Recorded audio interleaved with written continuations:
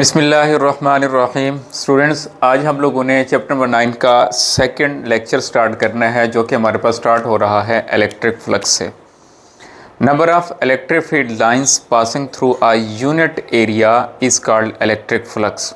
इससे पहले हम इलेक्ट्रिक फील्ड लाइंस के बारे में पढ़ चुके हैं कि हमारे पास जो इलेक्ट्रिक फील्ड लाइंस होती हैं, electric field lines imaginary lines होती हैं और ये वो रास्ते होते हैं जिसके ऊपर टेस्ट चार्ज मूव करता होता है। इसको समझने के लिए हम सपोज करते हैं कि हमारे पास यहाँ पर एक पॉजिटिव चार्ज पड़ा है और ड्यू टू पॉजिटिव चार्ज हमारे पास इलेक्ट्रिक फील्ड लाइंस इस तरह से हैं। अब हम दो डिफरेंट पोजीशंस के ऊपर यूनिट एरिया को प्लेस करते हैं। यूनिट एरिया वो एक एलिमेंट होता है जिसका एरिया हमारे पास 1 मीटर क्यूब होता है। अब सपोज कर लें मेरे पास ये यूनिट एरिया है, मैंने इसको पोजीशन ए पे रखा और इसी यूनिट एरिया को अब मैं जो है पोजीशन बी पर भी प्लेस करता हूँ। तो अब जब मैं इसे पोजीशन बी पर प्लेस करता हूँ तो मैं देख सकता हूँ कि पोजीशन ए पर इसमें से गुजरने वाली जो इलेक्ट्रिक फील्ड लाइंस की तादाद है वो 2 है और पोजीशन बी पर इलेक्ट्रिक फील्ड लाइंस की जो गुजरने वाली तादाद है वो हमारे पास 1 है। इसका मतलब ए पॉइंट पर इलेक्ट्रिक फ्लक्स 2 है और बी पॉइंट पर हमारे पास जो है इलेक्ट्रिक फ्लक्स 1 है। तो यही बात हमने डेफिनेशन में लिखी, number of electric field lines passing through a unit area. इसका हमारे पास फार्मूला है phi is equal to E dot A. इसे हम मैथमेटिकली यूँ भी पढ़ सकते हैं कि dot product of electric field and vector area is called electric flux. हम जानते हैं कि डॉट प्रोडक्ट में cos थीटा आता है तो फार्मूला बनेगा phi is equal to E A cos theta. अब हम लोगों ने यहाँ पर थीटा अगर हम डिफाइन करें तो theta is angle between E electric field, A stand for vector area. अब हम लोग पहले यहाँ पर वेक्टर एरिया को समझ लेते हैं। मिसाल के तौर पर मेरे पास यहाँ पर एक बोर्ड है, अगर मैं इस बोर्ड का एरिया मालूम करूँ तो मैं इसकी विड्थ को इसकी लेंथ के साथ मल्टीप्लाई कर दूँगा तो मेरे पास बोर्ड का एरिया आ जाएगा। लेकिन अगर मैं इसके वेक्टर एरिया की बात करता हूँ तो हम वेक्टर एरिया में एक लाइन ड्रॉ करते होते हैं जो कि नॉर्मल टू सरफेस होती है। तो ये मेरे पास जो है वेक्टर एरिया कहलाएगा। वेक्टर एरिया क्योंकि हम उसको वेक्टर कह रहे हैं तो इसका मतलब उसके पास मैग्नीट्यूड भी होगी और डायरेक्शन भी होगी। वेक्टर एरिया की जो मैग्नीट्यूड है वो इक्वल होगी एरिया ऑफ दिस बोर्ड और इसकी डायरेक्शन होगी हमारे पास नॉर्मल टू सरफेस। इसे कहा जाता होता है वेक्टर एरिया। अब जैसे जैसे हम वेक्टर एरिया की ओरिएंटेशन चेंज करेंगे वैसे वैसे हमारे पास नॉर्मल की ओरिएंटेशन भी चेंज होती रहेगी। सपोज़ कर लें मैं इसको जो है सपोज़ कर लेता हूँ ये मेरे पास एक यूनिट एरिया है। मैं यूनिट एरिया इसलिए कह रहा हूँ, मैं सपोज़ करता हूँ कि इसका एरिया जो है वो 1 मीटर स्क्वायर है। अब जो वेक्टर एरिया होगा उसका जो मैग्नीट्यूड है वो इसके एरिया के बराबर होगा, लेकिन इसकी जो डायरेक्शन है वो हमारे पास इस तरह से नॉर्मल टू सरफेस होगी। अगर हम इसके वेक्टर एरिया की बात करते हैं तो फिर इसकी डायरेक्शन इस तरह से नॉर्मल टू सरफेस होगी। अगर हम इसकी बात करते हैं तो यहाँ पर इस तरह से नॉर्मल टू सरफेस होगी। अब इसमें जो इम्पॉर्टेंट चीज़ मैंने आपको एंगल बताया कि यहाँ हमने एंगल देखना है between vector area and electric field. यहाँ पर 2 एंगल्स बनते हैं। एक एंगल बनता है between electric field and plane area और एक एंगल बनता है between electric field and vector area. लेकिन हम फार्मूले में टू कैलकुलेट इलेक्ट्रिक फ्लक्स हम जो एंगल पुट करेंगे वो हमारे पास एंगल होगा between electric field and vector area. अगर हम इसके यूनिट की बात करते हैं तो इलेक्ट्रिक फ्लक्स का हमारे पास यूनिट है न्यूटन मीटर स्क्वायर पर कूलम, जो कि बेस यूनिट्स में हमारे पास इसके इक्वल आता है किलोग्राम मीटर क्यूब पर सेकंड पर ampere. It is a scalar quantity. क्योंकि डॉट प्रोडक्ट आ रहा है तो फिर अंडरस्टूड बात है कि ये हमारे पास स्केलर क्वांटिटी होगी। अब हम समझते हैं मैक्सिमम फ्लक्स को और मिनिमम फ्लक्स को। ये वेरी वेरी इंपॉर्टेंट है फॉर एमसीक्यूज। मैक्सिमम फ्लक्स 2 लिहाज से समझेंगे और मिनिमम फ्लक्स भी हम लोग 2 लिहाज से समझेंगे।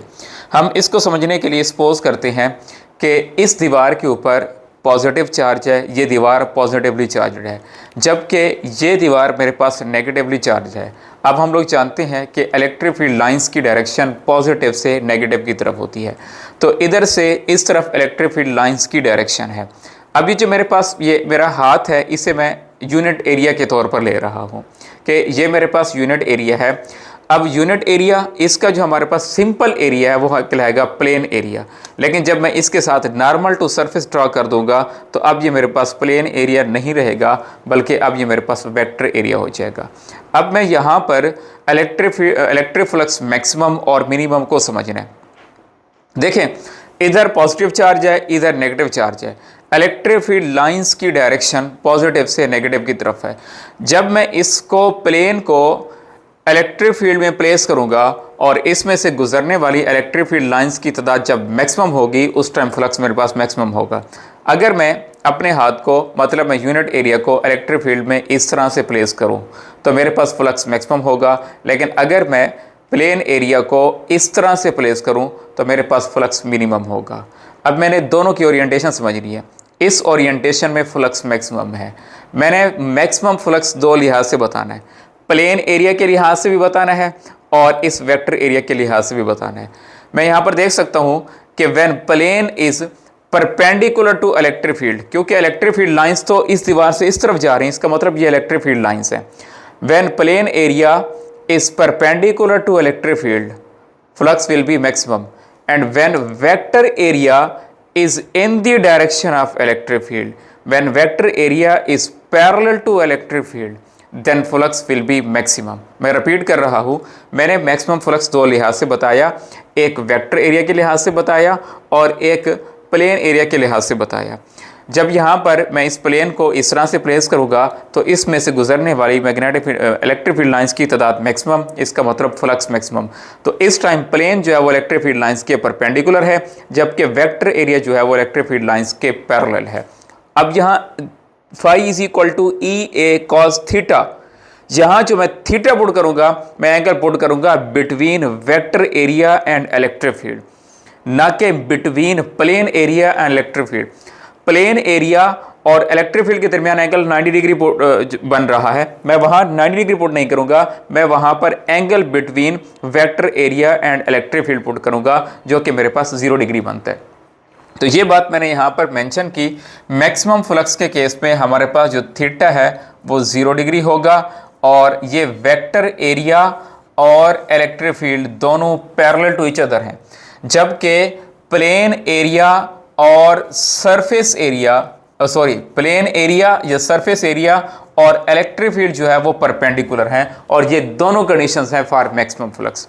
बिल्कुल इसी तरह अब हम मिनिमम फ्लक्स को डिस्कस करते हैं। सपोज कर लें, अब मैं प्लेन को, जो मेरे पास यूनिट एरिया है, मैं उसको इलेक्ट्रिक फील्ड में इस तरह प्लेस करता हूँ। अब मैं यहाँ पर देख सकता हूँ कि जो मेरा ये हाथ है, ये जो प्लेन है मेरे पास, ये इलेक्ट्रिक फील्ड के पैरेलल है, जबकि वेक्टर एरिया जो है वो इलेक्ट्रिक फील्ड के परपेंडिकुलर है, क्योंकि इलेक्ट्रिक फील्ड की डायरेक्शन इस तरफ है। तो वेक्टर एरिया परपेंडिकुलर, इसका मतलब एंगल 90 डिग्री बनेगा between electric field and vector area, जबकि प्लेन एरिया और इलेक्ट्रिक फील्ड के दरमियान एंगल 0 डिग्री बनेगा, क्योंकि ये पैरेलल है और इस कंडीशन पे फ्लक्स हमारे पास मिनिमम है। अब मैं अगेन रिपीट कर रहा हूँ कि हमारे पास जो फाई है, phi is equal to E A cos theta. अब इस केस में मैं थीटा 0 डिग्री पुट नहीं करूँगा, बल्कि 90 डिग्री पुट करूँगा, क्योंकि वेक्टर एरिया जो है वो इलेक्ट्रिक फील्ड के साथ एंगल 90 डिग्री बना रहा है। तो हम लोग यहाँ पर देख सकते हैं कि मैंने यहाँ पर लिखा फॉर मिनिमम फ्लक्स, या तो हमारे पास जो इलेक्ट्रिक फील्ड और प्लेन एरिया है वो पैरेलल होने चाहिए, मैंने हाथ को इस तरह से रखा हुआ था, जबकि हमारे पास जो इलेक्ट्रिक फील्ड है और वेक्टर एरिया है ये परपेंडिकुलर होने चाहिए। ये मेरे पास वेक्टर एरिया इस तरह से परपेंडिकुलर हो रहा था और यहाँ पर जो एंगल बन रहा है थीटा, हमारे पास जो है वो 90 डिग्री बन रहा है। तो at theta is equal to 90 degree flux will be 0, at theta is equal to 0 degree flux will be maximum. अब हम लोग कैलकुलेट करते हैं कि 0 डिग्री के ऊपर फ्लक्स की मैक्सिमम वैल्यू कितनी बनती है। मेरे पास फार्मूला है E dot A is equal to E A cos theta, E A cos 0 degree. E A हम जानते हैं कॉस 0 डिग्री 1 होता है, तो ये हमारे पास आ जाएगा जी ई ए। ये ई ए फ्लक्स की मैक्सिमम वैल्यू है। अब मैं इसको इस तरह से भी लिख सकता हूं कि फाई इज इक्वल टू, जब मैं ई ए की जगह पर फाई मैक्स लिखूंगा तो मेरे पास फार्मूला बन जाएगा phi is equal to phi max cos theta. देखिए स्टूडेंट्स, हम लोग प्रिपरेशन कर रहे हैं एनईडी की। तो एनईडी का हमारे पास ऐसा एग्जाम है जिसमें हमें कैलकुलेटर अलाउ नहीं होता, हमने टोटल कैलकुलेशन जो है बगैर कैलकुलेटर के करनी होती है। तो इसके लिए बेहतर है कि आपको कॉस और साइन और टैन की डिफरेंट एंगल्स के ऊपर वैल्यूज याद होनी चाहिए, फ्रैक्शन में भी और पॉइंट में भी। जैसे मिसाल के तौर पर मैंने यहाँ पर वैसे तो फ्लक्स समझाना है, 0 डिग्री के ऊपर फ्लक्स बताऊंगा, 30 डिग्री पे, 45 डिग्री पे, 60 डिग्री पे और 90 डिग्री पे। अब हमें ये वैल्यूज उस टाइम हम कैलकुलेट कर सकते हैं जब हमें इन सारे एंगल्स के ऊपर कॉस की वैल्यू का पता हो। तो मैं यहाँ पर जो है ये कॉस की सारी वैल्यूज यहाँ बता देता हूँ कि हमारे पास जो कॉस है, कॉस 0 डिग्री, ये हमारे पास होता है 1। इसी तरह नेक्स्ट हमारे पास एंगल आ रहा है कॉस 30 डिग्री। कॉस 30 डिग्री हमारे पास होता है 0.866, जो कि हमारे पास होता है जी 3√/2।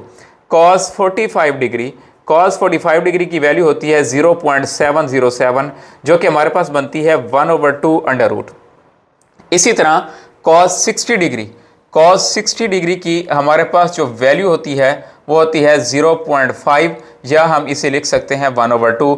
और कॉस 90 डिग्री पे हमारे पास आंसर आता होता है 0। तो इस तरह अगर वैल्यूज याद होगी तो फ्लक्स को कैलकुलेट करना, या कोई ऐसा फार्मूला जिसमें साइन या कॉस आ रहा हो तो उसको सॉल्व करना हमारे लिए आसान होगा। देखिए हम लोगों ने अभी यहाँ कैलकुलेट किया कि कॉस 0 डिग्री के ऊपर जो फ्लक्स है वो हमारे पास मैक्सिमम आ रहा था। Phi is equal to E A cos 0 degree, phi is equal to E A cos 0 degree हमारे पास 1 होता है। तो यहाँ पर फ्लक्स हमारे पास ई ए के इक्वल आएगा, जो कि फ्लक्स की मैक्सिमम वैल्यू है।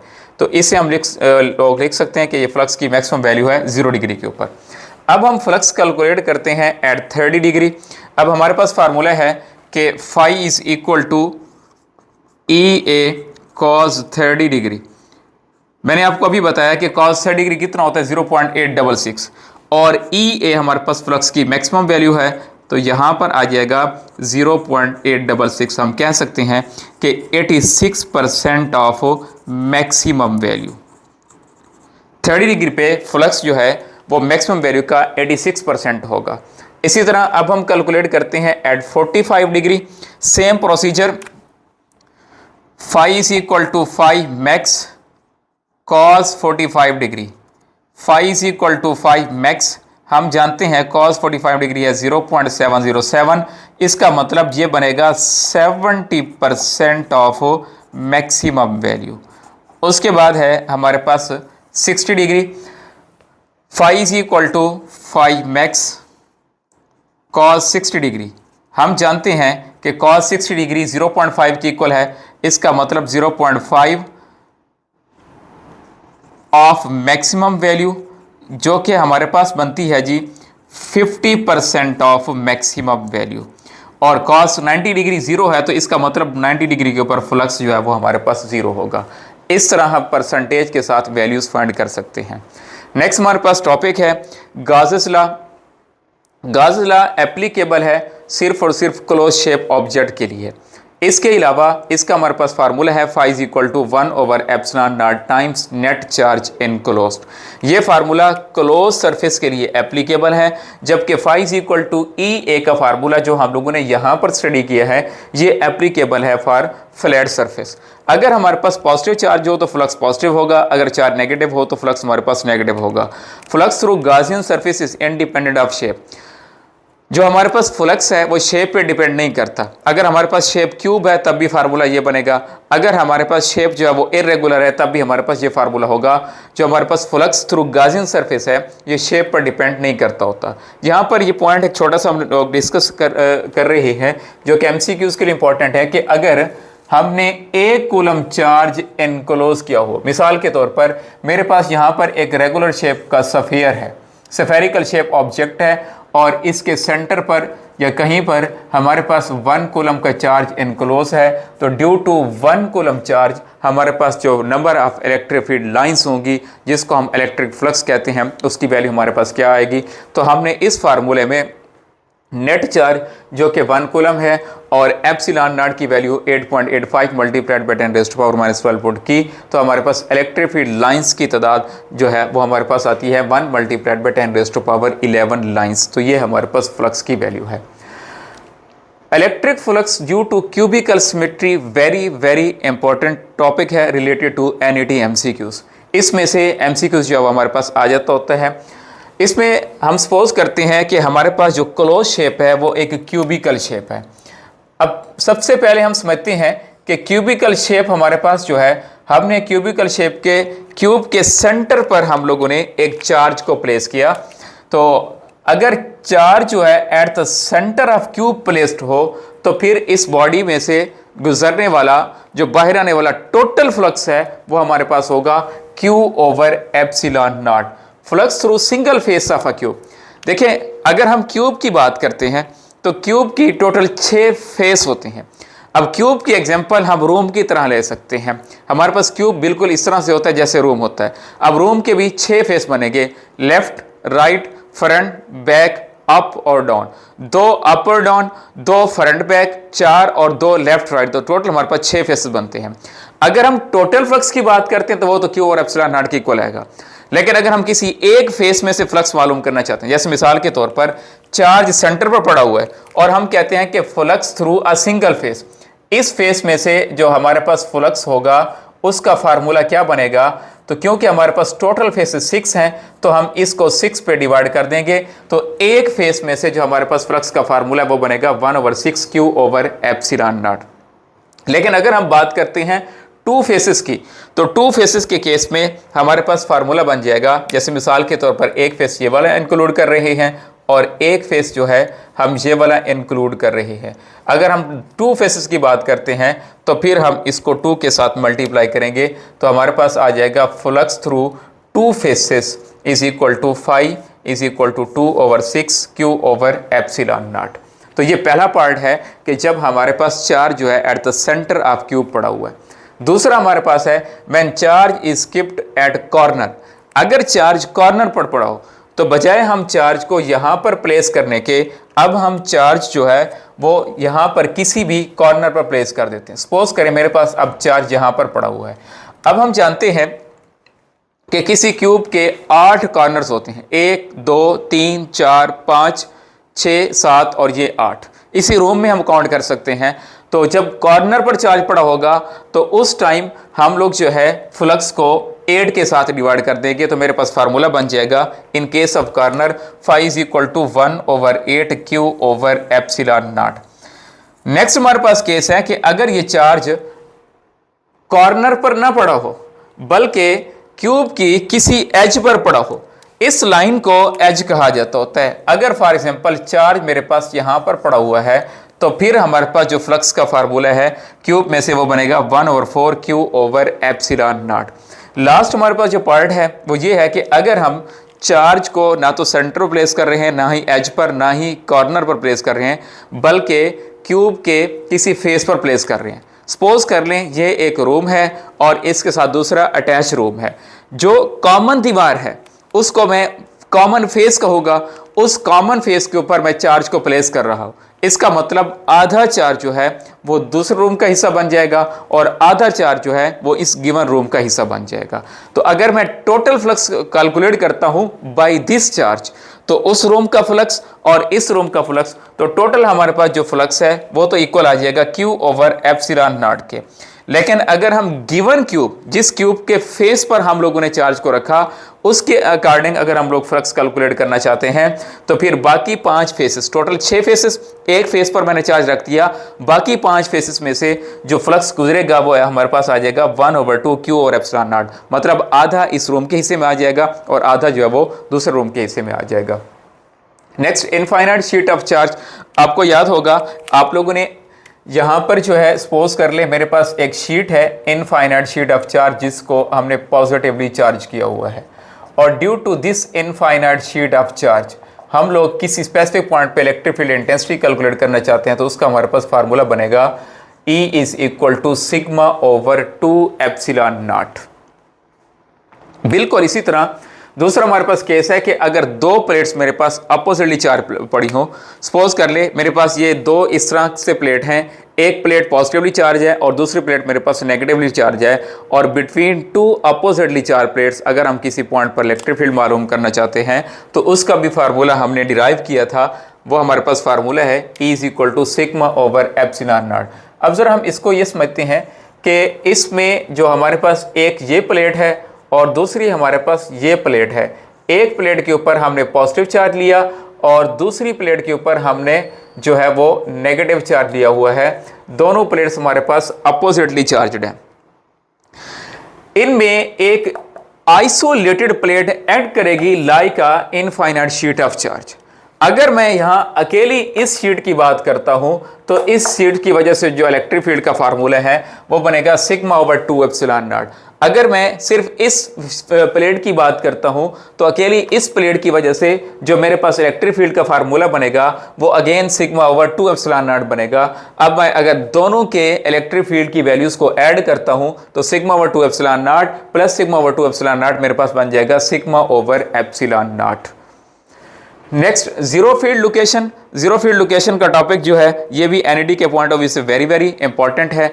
इसमें जीरो फील्ड लोकेशन, देखिए हम लोगों ने थोड़ा सा इसका कॉन्सेप्ट समझ लेते हैं, फिर हम वापस टॉपिक की तरफ आते हैं। हम लोगों ने लास्ट टाइम ये पढ़ा था, सपोज कर लें अगर यहां पर मेरे पास एक चार्ज पड़ा हुआ है और ये सोर्स चार्ज है। सोर्स चार्ज के गिर्द इलेक्ट्रिक फील्ड एग्जिस्ट करता है एट इन्फिनिटी, इन्फिनिटी तक फैला हुआ। लेकिन एक बात जरूर है कि इलेक्ट्रिक फील्ड के इस चार्ज के करीब इलेक्ट्रिक फील्ड स्ट्रांग होगा, जैसे जैसे हम इससे दूर चलते जाएंगे फील्ड हमारे पास वीक होता जाएगा। और हम लोग ये भी जानते हैं कि इलेक्ट्रिक फील्ड का फार्मूला है E is equal to 1/4 pi epsilon naught Q over R square. इसका मतलब इलेक्ट्रिक फील्ड इंटेंसिटी भी इनवर्स स्क्वायर लॉ को ओबे करती है। जैसे जैसे डिस्टेंस इंक्रीज करता जाएगा इलेक्ट्रिक फील्ड वीक होती जाएगी, लेकिन एक ऐसा पॉइंट आएगा जहां पर इलेक्ट्रिक फील्ड की वैल्यू हमारे पास जीरो हो जाएगी। जिस पॉइंट पर इलेक्ट्रिक फील्ड की वैल्यू जीरो होती है उसे कहा जाता होता है जीरो फील्ड लोकेशन या जीरो फील्ड स्पॉट। तो ये डिफरेंट हमारे पास सिस्टम ऑफ चार्जेस हैं। डिफरेंट सिस्टम ऑफ चार्जेस के केसेस में हमने ये पहचानना है, हमने ढूंढना है कि वो कहाँ पर हमारे पास जो है इलेक्ट्रिक फील्ड जीरो हो सकता है। सबसे पहले तो ये है कि हमने उस पॉइंट की आइडेंटिफिकेशन करनी होती है कि हमारे पास वो पॉइंट कहाँ पर होगा, कहाँ पर हो सकता है जहाँ पर हमारे पास इलेक्ट्रिक फील्ड जीरो होगा। और फिर हम उसका डिस्टेंस मालूम करते होते हैं from first charge and second charge. मैं इसको मजीद एक्सप्लेन इस तरह से करता हूँ। सपोज कर लें मेरे पास यहाँ पर दो चार्जेस पड़े हुए हैं। एक चार्ज यहाँ पर पड़ा है 10 कूलम का और एक चार्ज यहाँ पर पड़ा हुआ है 15 कूलम का। मैं 10 कूलम के चार्ज को भी फॉलो करता हुआ जा रहा हूँ और 15 कूलम का चार्ज भी फॉलो करता हुआ जा रहा हूँ। सपोज कर लें ये जो हमारे पास 10 कूलम चार्ज है इसकी वजह से इलेक्ट्रिक फील्ड इंटेंसिटी यहां पर हम लोग ड्रॉ कर लेते हैं। सपोज करें यहां पर मेरे पास पॉजिटिव चार्ज पड़ा हुआ है और इसका मैग्नीट्यूड है 10 कूलम, और सपोज कर लें यहां पर मेरे पास दूसरा पॉजिटिव चार्ज पड़ा हुआ है एट सेम डिस्टेंस और ये है 15 कूलम का। अब due to this positive charge suppose कर लें इस पॉइंट के ऊपर इलेक्ट्रिक फील्ड जीरो हो गया है। क्योंकि इसका मैग्नीट्यूड ज्यादा है तो due to this bigger charge electric field इससे भी दूर जाकर जीरो होगा। तो सपोज करें हमारे पास इसकी वजह से जो इलेक्ट्रिक फील्ड जीरो होगा वो यहां कहीं पर आकर जो है इसकी इलेक्ट्रिक फील्ड की वैल्यू जीरो होगी। तो ये बात हम इस समराइज करते हैं कि इलेक्ट्रिक फील्ड वीकर चार्ज के करीब जल्दी जीरो हो जाएगा और बिगर चार्ज से दूर जाकर हमारे पास जो है वो इलेक्ट्रिक फील्ड जीरो होगा। इन दो पॉइंट्स को याद करके हम लोग जो है इनकी लोकेशंस मालूम कर सकते हैं। इसमें हम लोगों ने टोटल जो है 5 केसेस डिस्कस करने हैं। इनमें से सबसे पहला केस है कि दोनों चार्जेस की नेचर भी सेम हो और दोनों चार्जेस का मैग्नीट्यूड भी सेम हो। सपोज कर लें मेरे पास ये भी पॉजिटिव चार्ज है और ये भी पॉजिटिव चार्ज है, इसका मतलब दोनों की नेचर सेम है। अगर एक पॉजिटिव होता और एक नेगेटिव होता तो हम कहते हैं कि दोनों की नेचर हमारे पास डिफरेंट है।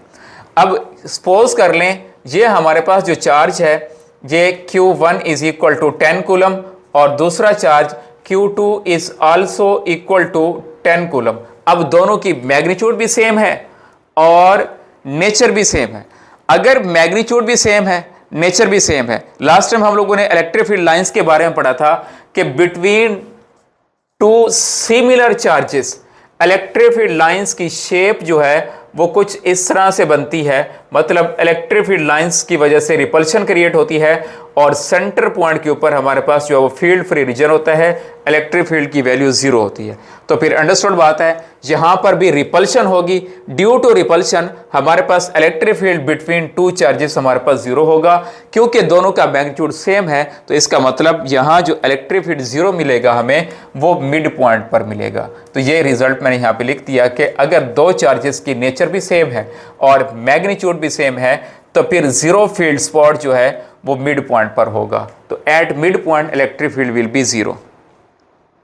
दूसरी बात, क्योंकि ये मिड पॉइंट पर इलेक्ट्रिक फील्ड 0 हो रहा है तो इस पॉइंट का डिस्टेंस Q1 और Q2 से सेम होगा, कैलकुलेट करने की जरूरत नहीं है। अगर फॉर एग्जांपल दो चार्जेस के दरमियान फासला 10 मीटर है तो मिड पॉइंट हमारे पास 5 मीटर पर होगा। तो 0 फील्ड लोकेशन वाला जो हमारे पास पॉइंट है वो Q1 से भी 5 मीटर के फासले पर होगा और Q2 से भी 5 मीटर के फासले पर होगा।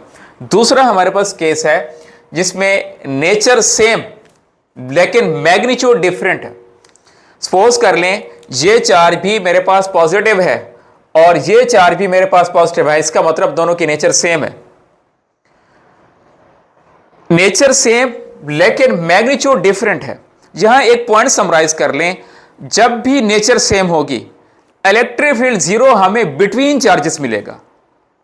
जब नेचर डिफरेंट होगी तो फिर हमें इलेक्ट्रिक फील्ड 0 बिटवीन चार्जेस नहीं मिलेगा बल्कि आउटसाइड द चार्जेस मिलेगा। तो यहां पर क्योंकि नेचर सेम है इसका मतलब यह बात तो कंफर्म होगी कि इलेक्ट्रिक फील्ड 0 हमें बिटवीन टू चार्जेस मिलेगा। अब मैग्नीट्यूड डिफरेंट है, मैंने वहां पर एग्जांपल समझाई थी कि अगर मैग्नीट्यूड डिफरेंट है तो जो स्ट्रॉन्गर चार्ज होगा उसका 0 फील्ड स्पॉट उससे दूर होगा, जो वीकर चार्ज होगा उसका 0 फील्ड स्पॉट उसके करीब होगा। तो एक बात याद रख लें, अगर मैग्नीट्यूड डिफरेंट हो तो इसके लिए एक वर्ड याद रख लें, इलेक्ट्रिक फील्ड 0 होगा नियर द वीकर चार्ज। देखें इलेक्ट्रिक फील्ड 0 की लोकेशन या तो बिटवीन टू चार्जेस होगी या आउटसाइड द टू चार्जेस होगी। इसके लिए मैंने आपको ये बता दिया कि अगर नेचर सेम है तो फिर तो कन्फर्म है कि इलेक्ट्रिक फील्ड 0 बिटवीन चार्जेस होगी। अगर नेचर डिफरेंट है तो फिर कन्फर्म है कि electric field 0 outside the charges होगी। फिर दूसरी बात, नियर द चार्ज कब होगी, और नियर द चार्ज के लिए ये है कि अगर चाहे electric field inside the charges 0 हो या आउटसाइड द चार्ज 0 हो, इलेक्ट्रिक फील्ड 0 पॉइंट हमें नियर द वीकर चार्ज मिलता होता है। तो अगर हम इन दोनों चार्जेस का कंपैरिजन करें, मैंने कहा Q1 चार्ज ग्रेटर है और Q2 हमारे पास स्मॉलर है, Q2 वीकर चार्ज है, तो वीकर चार्ज के करीब हमें जो है वो इलेक्ट्रिक फील्ड 0 वाला स्पॉट मिलेगा। तो सपोज कर लें ये मेरे पास वो पॉइंट है जहां पर हमारे पास इलेक्ट्रिक फील्ड 0 है। क्योंकि नेचर सेम है तो ये पॉइंट इनसाइड आ गया और नियर द वीकर चार्ज आएगा। Next, between charges and near the weaker charge, ये मैंने यहाँ पर रिजल्ट लिख दिया कि अगर हमारे पास दो चार्जेस इस तरह से हैं कि उनकी नेचर तो सेम है लेकिन मैग्नीट्यूड डिफरेंट है तो फिर हमारे पास उन चार्जेस के बिटवीन इलेक्ट्रिक फील्ड 0 वाला जो पॉइंट है वो बिटवीन चार्जेस होगा और नियर द वीकर चार्ज होगा। थर्ड केस है नेचर डिफरेंट, मैग्नीट्यूड भी डिफरेंट हो। अब डिफरेंट नेचर को देख के फौरन से आपके माइंड में आना चाहिए कि यहाँ 0 पॉइंट वाला जो हमारे पास पॉइंट है, 0 फील्ड वाला पॉइंट, वो इनसाइड द चार्जेस नहीं हो सकता बल्कि वो आउटसाइड द चार्जेस होगा, या तो इस साइड पर होगा या फिर इस साइड पर होगा। क्यों? हम लोग जानते हैं कि यहाँ पर क्योंकि नेचर डिफरेंट है, नेचर डिफरेंट का मतलब एक पॉजिटिव चार्ज है और दूसरा नेगेटिव चार्ज है, तो दो अपोजिटली चार्ज हमारे पास जो चार्ज होते हैं वो तो अट्रैक्ट करते हैं, तो अट्रैक्शन की वजह से इसका मतलब यहाँ पर तो इलेक्ट्रिक फील्ड 0 नहीं हो सकता। तो इलेक्ट्रिक फील्ड अगर नेचर डिफरेंट है तो electric field outside the charges 0 होगा। आउटसाइड द चार्जेस 0 होने का मतलब या तो इस तरफ 0 होगा या फिर इलेक्ट्रिक फील्ड इस तरफ 0 होगा। ये बात तो हमें समझ आ गई। दूसरा, अगर हमारे पास डिफरेंट नेचर सेम मैग्नीट्यूड, अगर मैग्नीट्यूड हमारे पास सेम है, sorry different nature same magnitude, तो फिर ये हमारे पास बनता होता है डाइपोल। सॉरी हम लोग जो है यहाँ पर ये पॉइंट हम डिस्कस कर रहे थे, डिफरेंट नेचर है और डिफरेंट मैग्नीट्यूड है। जी बिल्कुल ठीक है। ये चार्ज जो है डिफरेंट नेचर का मतलब इलेक्ट्रिक फील्ड आउटसाइड 0 मिलेगा और नेचर मैग्नीट्यूड डिफरेंट का मतलब ये है कि Q1 चार्ज हमारे पास ग्रेटर है और Q2 हमारे पास चार्ज स्मॉलर है। तो इसके लिए मैंने वर्ड आपको बताया कि इलेक्ट्रिक फील्ड जीरो हमेशा नियर द वीकर चार्ज मिलता होता है। तो Q1 हमारे पास स्ट्रॉन्गर चार्ज है और Q2 हमारे पास वीकर चार्ज है, तो नियर द वीकर चार्ज हमारे पास ये पॉइंट बनेगा। तो ये आउटसाइड बना क्योंकि नेचर डिफरेंट है, ये इनसाइड बना क्योंकि नेचर सेम है, ये भी इनसाइड बना क्योंकि नेचर सेम है। जहां नेचर डिफरेंट हो जाएगी वहां पर इलेक्ट्रिक फील्ड जीरो आउटसाइड मिलेगा और नियर द वीकर चार्ज मिलेगा। हमारे पास सेकंड लास्ट केस है different nature same magnitude, two equal and opposite charges form a dipole. Two equal and opposite charges का मतलब नेचर डिफरेंट है, मैग्नीट्यूड सेम है, दे फॉर्म डाइपोल। और dipole के केस में हमारे पास इलेक्ट्रिक फील्ड जीरो जो है वो हमें मिलेगा एट इन्फिनिटी। लास्ट पॉइंट हमारे पास है अगर आइसोलेटेड चार्ज हो तो due to isolated charge electric field का formula is equal to 1/4 pi epsilon naught q over r square. इसका मतलब electric field intensity r square inverse square law को ओबे करती है। इनवर्स स्क्वायर लॉ को ओबे करने का मतलब ये है कि हमारे पास इलेक्ट्रिक फील्ड इंटेंसिटी इन्फिनिटी पे जीरो मिलेगी। इन सारे कॉन्सेप्ट्स को मैं समराइज करवा देता हूँ। हमने दो केसेस स्टडी किए, सेम नेचर और डिफरेंट नेचर। अगर दोनों चार्जेस की नेचर सेम है तो जीरो फील्ड का जो स्पॉट है वो बिटवीन चार्जेस मिलेगा। अगर नेचर डिफरेंट है तो जीरो फील्ड वाला जो स्पॉट है वो आउटसाइड द चार्जेस मिलेगा, या लेफ्ट साइड पर मिलेगा या राइट साइड पर। और दूसरी बात इसमें है चाहे वो पॉइंट इनसाइड द चार्जेस हो या आउटसाइड द चार्जेस हो, जीरो फील्ड वाला जो हमारे पास पॉइंट होता है वो नियर द वीकर चार्ज होता है अगर मैग्नीट्यूड डिफरेंट है। अगर मैग्नीट्यूड सेम है और नेचर भी सेम है तो फिर मिड पॉइंट पर होगा। नेक्स्ट हमारे पास है मिसाल के तौर पर, मैं पहले यहाँ पर एक एग्जांपल आपको समझाता हूँ। एग्जांपल के बाद हम लोग वापस आएंगे कि यहाँ x क्या चीज़ है और x हम किस तरह से मालूम करते होते हैं। मिसाल के तौर पर मेरे पास यहाँ पर गिवन है कि मेरे 2 पॉइंट चार्जेस हैं और 2 पॉइंट चार्जेस में से एक चार्ज जो है 1 मल्टीप्लाइड बाय 10⁻⁻6 कूलम का है और दूसरा चार्ज मेरे पास जो है वो है 4 मल्टीप्लाइड बाय 10⁻⁻6 कूलम। और इन दोनों चार्जेस को हमने 3 मीटर के फासले के ऊपर रखा हुआ है। What is the zero field location from Q1? Q1 charge से उस पॉइंट का डिस्टेंस मालूम करें जहां पर इलेक्ट्रिक फील्ड जीरो होगी। अकॉर्डिंग टू गिवन स्टेटमेंट मैंने यहां पर डायग्राम ड्रा कर दी ताकि हमारे लिए समझना आसान हो। अगली बार जो भी आपके पास MCQs आएगा मैं यहां पर शॉर्टकट फार्मूला बता दूँ, आपने उसके अकॉर्डिंग सॉल्व कर लेना है। देखें यहाँ पर हम लोग देख सकते हैं कि Q1 चार्ज जो है वो है 1 मल्टीप्लाइड बाय 10⁻⁻6 कूलम और Q2 हमारे पास चार्ज जो है उसका मैग्नीट्यूड है 4 मल्टीप्लाइड बाय 10⁻6 कूलम। यहाँ एक कन्फ्यूजन क्लियर कर दें, पॉजिटिव और नेगेटिव स्मॉलर चार्ज और बिगर चार्ज को नहीं बताते होते, बल्कि पॉजिटिव और नेगेटिव चार्ज, पॉजिटिव या नेगेटिव इसके साथ जो आता होता है ये सिर्फ और सिर्फ नेचर बताता है। अब वो हमारे पास चार्ज जो है उसकी वैल्यू नेगेटिव में, इसका मतलब ये नहीं है कि वो वैल्यू हमारे पास स्मॉलर है, बिल्कुल गलत है। हमने जस्ट साइन को छोड़कर, पॉजिटिव और नेगेटिव को छोड़कर जस्ट न्यूमेरिकल वैल्यू का हमने कंपैरिजन करना होता है। तो हम लोग यहाँ पर देख सकते हैं Q2 में 4 आ रहा है, 4 माइक्रोकूलम का है, जबकि Q1 हमारे पास जो है वो 1 माइक्रोकूलम का है। इसका मतलब इसका मैग्नीट्यूड ज्यादा, इसका मैग्नीट्यूड कम, ये वीकर चार्ज है। क्योंकि दोनों अपोजिट चार्ज है, अपोजिट चार्ज के केस में तो electric field between 2 charges zero नहीं हो सकता, या तो इस साइड पे जीरो होगा या फिर इस साइड पर आउटसाइड जीरो होगा। तो मैंने आउटसाइड ये पॉइंट सपोज किया जहां पर इलेक्ट्रिक फील्ड जीरो है और मैंने ये point near the weaker charge लिया है। अब हम लोगों ने डिस्टेंस मालूम करना है इस पॉइंट का फ्रॉम Q1, जबकि इन दोनों चार्जेस के दरमियान फासला 3 मीटर गिवन था, मैंने पुट कर दिया। अब Q1 चार्ज से जो डिस्टेंस इसका बन रहा है वो तो मेरे पास बन रहा है x, मैंने जो सपोज किया। अब मैं ये x मालूम करना चाहता हूं, तो x मालूम करने के लिए मैंने यहां पे 2 शॉर्टकट बता दिए हैं। यहां पर मैंने जो 2 शॉर्टकट लिखे हैं यहां एग्जांपल से मैंने आपको बता दिया है। अब वो x कैसे मालूम करेंगे, इसमें 2 सिचुएशंस हैं। अगर तो दोनों चार्जेस हमारे पास सिमिलर हैं, लाइक चार्जेस हैं, तो फिर इस केस में QS stand for smaller charge, QB stand for bigger charge, और दोनों को ऐड करके QS पे डिवाइड और मल्टीप्लाइड बाय R। अगर हमारे पास अनलाइक चार्जेस हैं सारा फार्मूला सेम रहेगा, बस हमारे पास QB और QS के दरमियान माइनस का साइन आ जाएगा। ये हमारे पास शॉर्टकट हैं। अगर ये शॉर्टकट हमें पता है तो इस चीज़ को ड्रा करने की भी ज़रूरत नहीं है, हम डायरेक्ट वैल्यूज पुट करके हम x मालूम कर सकते हैं। अब क्योंकि यहां पर उसने मुझसे जस्ट Q1 का फासला पूछा है, वो मुझसे Q2 का फासला भी पूछ सकता है। तो जब मुझे x का पता होगा और मुझे यहां से यहां तक का फासला 3 मीटर पता है, दोनों को ऐड करके मैं जो है यहां से Q2 से भी डिस्टेंस बता सकता हूं, Q1 से भी डिस्टेंस बता सकता हूं। अगर हम ये दो शॉर्ट को सीख जाते हैं तो फिर ये डायग्राम ड्रॉ करने की भी जरूरत नहीं है, हम डायरेक्ट ये फार्मूला अप्लाई करके हम इसको सॉल्व कर सकते हैं। अब क्योंकि वहां पर अनलाइक चार्जेस हैं, तो अनलाइक चार्जेस के केस में हमारे पास ये फार्मूला यहां पर गिवन है। तो यहां है जी हमारे पास QS स्मॉलर चार्ज, इन दोनों में स्मॉलर चार्ज ये है, मैंने स्मॉलर चार्ज की वैल्यू पुट कर दी, divided by bigger charge minus smaller charge multiplied by R हमारे पास यहाँ पर 3 है, सेपरेशन बिटवीन टू चार्जेस। अब आप लोग देख सकते हैं कि 1 का अंडर रूट तो 1 होगा, 10⁻⁻6 का अंडर रूट 10⁻⁻3 और 3 वैसे का वैसे, 4 का अंडर रूट 2 और 10⁻⁻6 का अंडर रूट 10⁻3, 1 का अंडर रूट 1, 10⁻⁻6 का अंडर रूट 10⁻3 और 10⁻3 यहाँ से कॉमन निकाल लिया।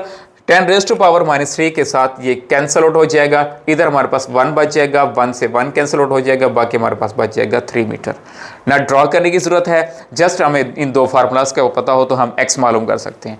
देखिए मेरे पास x 3 मीटर आया, अगर मैं यही डिस्टेंस Q2 से बताऊं तो अंडरस्टूड बात है 6 मीटर बन जाएगा। नेक्स्ट हम लोग स्टार्ट करते हैं जी प्रैक्टिस MCQs। देखिए चैप्टर नंबर 9 हमने कूलम्स लॉ से स्टार्ट किया था और कूलम्स लॉ से zero field location, electric field को डिस्कस किया, इलेक्ट्रिक फ्लक्स को डिस्कस किया, उसके बाद जी हमारे पास इलेक्ट्रिक फील्ड लाइंस को डिस्कस किया। अब हमने इन सब के प्रैक्टिस MCQ स्टार्ट करनी है जी। फर्स्ट हमारे पास MCQs है कि if one charge is double and other charge is half force becomes. Simple सा हमारे पास MCQs है। हम लोग जानते हैं कूलम्स लॉ का फार्मूला है F is equal to K, मैं यहाँ पे सॉल्व कर देता हूँ, ये MCQ फर्स्ट MCQ सॉल्व कर रहा हूँ। F is equal to K Q1 Q2 over R²। F prime is equal to K, Q1 को हम लोगों ने डबल करना है तो ये हमारे पास 2Q1 हो जाएगा, जबकि Q2 को हमने हाफ करना है तो ये Q/2 डिवाइडेड बाय R², ये इससे कैंसिल आउट हो जाएगा तो F प्राइम वापस F के इक्वल आ जाएगी, इसका मतलब फोर्स सेम रहेगी। Next MCQ very very important, two similar spheres having plus Q and minus Q charge are kept at a certain distance R। एक के ऊपर पॉजिटिव चार्ज है, दूसरे के ऊपर नेगेटिव चार्ज है, both are equal in magnitude but opposite in direction, और दोनों को हमने डिस्टेंस R पर प्लेस कर दिया है। जब डिस्टेंस R पर प्लेस किया तो इन दोनों चार्जेस के दरमियान जो कूलम्स फोर्स है वो F है। अब अगर हम लोग इन दोनों चार्जेस के मिड पर एक दूसरा स्फीयर लेकर आए, another similar sphere having plus Q charge, then it experience a force in magnitude and direction. देखिए सपोज कर लें मेरे पास यहां पर प्लस Q चार्ज और माइनस Q चार्ज ऑलरेडी पड़ा था और इन दोनों के दरमियान फासला हमारे पास R था।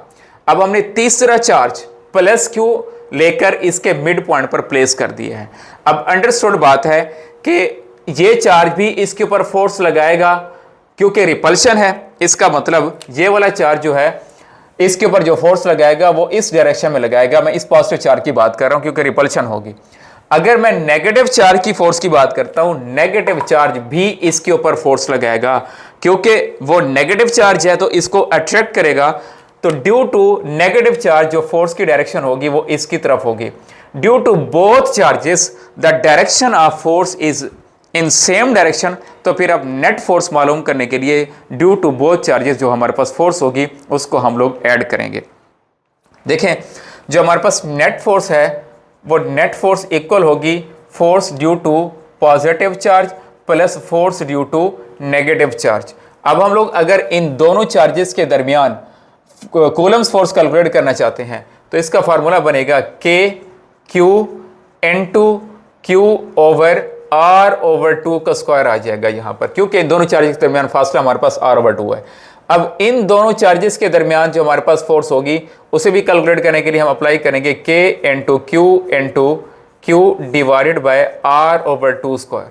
तो ये भी हमारे पास बन जाएगा 4K Q square over R plus 4K Q square over R।